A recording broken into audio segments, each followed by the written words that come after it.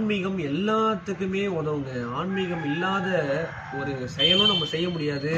ஒரு எண்ணத்தளவிலும் நம்ம யோசிக்க முடியாது. மனதளவிலும் நம்ம பின்பற்ற முடியாது.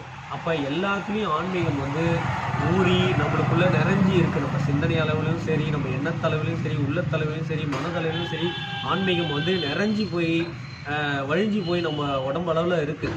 ஆன்மீகம் என்பது உங்கள் அகத்தளவில், உங்கள் உள்ளத்தளவில் நீங்கள் தேடி பார்க்குறது தாங்க உண்மையான ஆன்மீகம். ஆனால் ஆன்மீகம் நம்ம வெளிப்புறத்தில் நம்ம எங்கெங்கேயோ தேடி அலைஞ்சிட்டு இருக்கோம். ஆனால் ஆன்மீகம் மக்களுக்கு எப்படி உதவுனா, இதை நல்லா நீங்கள் புரிஞ்சிக்கக்கூடிய விஷயம் என்னென்னா, இப்போ மக்கள் பார்த்தீங்கன்னா வெளிப்புறத்தில் ஆன்மீகத்தை ஒரு பார்வையாக பார்க்குறாங்க, பக்தி பார்வையில் பார்க்குறாங்க. நிறைய பேர் மாலை போடுறதா இருக்கட்டும், இல்லை பூஜை புனஸ்காரங்கள் செய்கிறதா இருக்கட்டும், மலைக்கு போகிறதா இருக்கட்டும், நிறைய வழிபாடுகள் செய்கிறதா இருக்கட்டும், சிறுதெய்வ வழிபாடுகள் செய்கிறதா இருக்கட்டும், எல்லா வழிபாடும் செய்கிறாங்க. ஆனால் ஒரு மன நிறைவோ, ஒரு திருப்தியோ, ஒரு அமைதி நிலையோ, ஒரு நிம்மதி நிலையோ அவங்க பெறுறாங்களான்னு கேட்டிங்கன்னா, அவங்க நிம்மதியாக இருந்த பாடு கிடையாது. எல்லாத்துலேயும் எல்லாமே பண்ணுறாங்க, ஆனால் கஷ்டம் தீர்ந்த பாடு கிடையாது, ஒரு கண்ணீர் தீர்ந்த பாடு கிடையாது, ஒரு துன்பம் தீர்ந்த பாடு கிடையாது, கவலைகள் தீர்ந்த பாடு கிடையாது, பிரச்சனைகள் தீர்ந்த பாடு கிடையாது.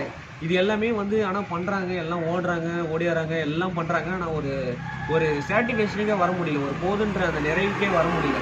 அப்போ நம்ம ஆன்மீகம் நமக்கு என்ன கொடுக்குது, நமக்கு என்ன உதவுதுன்னா, முதல்ல மன நிம்மதியை கொடுக்குதுங்க, மன நிறைவை கொடுக்குது, போதுன்ற அந்த எண்ணத்தை கொடுக்குது. அப்போ அந்த போதுன்ற அந்த எண்ணம் வர வர வர தான் உங்களுக்கு நிம்மதி வரும், அமைதி வரும், ஒரு சாட்டிஸ்ஃபேக்ஷன் வரும், உங்களுக்கு நிறைவு தன்மை வரும். அப்போ அந்த திருப்தி நிலைக்கு வந்தால் மட்டும்தான் உங்களுக்கு நிம்மதியே கிடைக்குங்க, அமைதியே கிடைக்கும். இதை தவிர்த்து நீங்கள் எங்கே போனாலும் உங்களுக்கு நிம்மதி கிடைக்காது, அமைதி கிடைக்காது. நீங்கள் எவ்வளோ கோடி கொடுத்தாலும் நிம்மதி யாராலையும் உங்களுக்கு கொடுக்க முடியாது. ஆன்மீகம் மட்டும்தான் கொடுக்க முடியும், ஆன்மீகத்தால் மட்டும்தான் கொடுக்க முடியும். அதை நீங்கள் புரிஞ்சுக்கொள்ளணும்.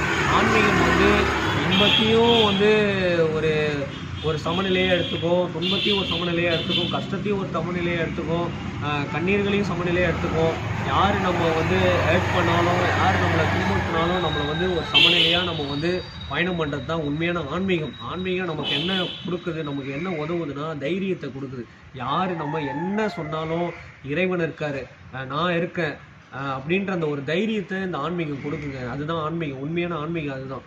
இதை தவிர்த்து நீங்கள் உண்மையான ஆன்மீகத்தில் நீங்கள் பயணம் பண்ணிங்கன்னா, நீங்கள் யார், நீங்கள் எப்படி வந்தீங்க, நீங்கள் என்னவா இருக்கீங்க, நீங்கள் இந்த உடம்பா, இல்லை உள்ளகிற ஆத்மாவா, இல்லை உள்ளகிற உயிரா, நீங்கள் தேடலுக்கு வர வர வர வர வர உங்களுக்கு இந்த உலக இந்த பற்றுகளில் இருந்து நீங்கள் ஒதுங்குவீங்க, இந்த உலக பற்றுகள்லாம் நீங்குவீங்க. அப்போ நீங்கள் என்ன ஆகும்னா, உங்களுக்கு தைரியம் அதிகமாகவும், இறை நம்பிக்கை அதிகமாகவும்,